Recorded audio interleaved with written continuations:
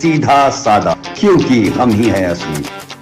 खालिस्तानी आतंकी हरदीप सिंह निज्जर की हत्या में अब एक नया मोड़ सामने आता हुआ दिख रहा है। दरअसल चाइना कम्युनिस्ट पार्टी पर नजर रखने वाली ह्यूमन राइट एक्टिविस्ट जेनिफर जेंग ने एक बड़ा दावा किया है। जेनिफर जेंग ने एक बेहद अहम खुलासा करते हुए कहा है कि खालिस्तानी आतंकी हरदीप सिंह निज्जर की हत्या के पीछे चीन का हाथ है। उन्होंने ट्विटर पर पोस्ट किए गए एक वीडियो में कहा है कि कनाडा में हुई आतंकी निज्जर की हत्या के पीछे चाइना कम्युनिस्ट पार्टी यानी CCP के एजेंट का हाथ था। जेंग ने साथ ही यह भी कहा कि चीन ने ऐसा भारत और पश्चिमी देशों के बीच फूट डालने के मकसद से ऐसा किया था। उन्होंने ये भी दावा किया है कि चीन नहीं चाहता कि ताइवान से जुड़ी कोई भी जानकारी या जिनपिंग की मिलिट्री स्ट्रेटजी दुनिया को पता चले, इसलिए CCP ने एक प्लान बनाया और फिर निज्जर की हत्या कर दी गई। जेंग ने कनाडा में रहने वाले चीनी यूट्यूबर लाओ डेंग का हवाला देते हुए कहा कि CCP ministry of state security ने जून में कुछ अधिकारियों को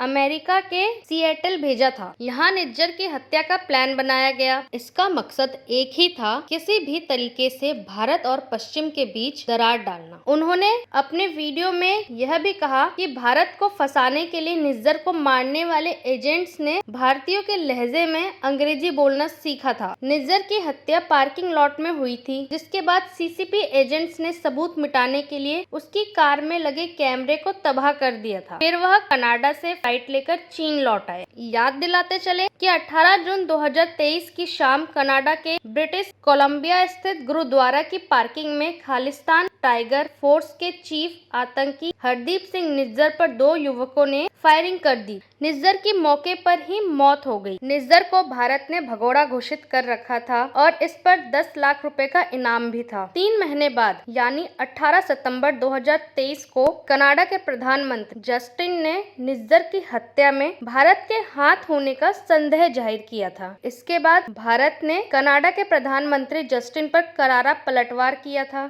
यहाँ तक कि अमेरिका और तमाम पश्चिमी देशों की तरफ से भारत पर दबाव बनाने का प्रयास किया गया, लेकिन भारत ने साफ तौर पर अपना पक्ष रखते हुए कहा कि बिना सबूत दिए कनाडा आरोप लगा रहा है। फिलहाल अब इतने बड़े खुलासे के बाद अब चीन की तरफ से क्या कुछ कहा जाता है, ये देखने वाली बात होने वाली है। सीधा साधा न्यूज रूम की रिपोर्ट।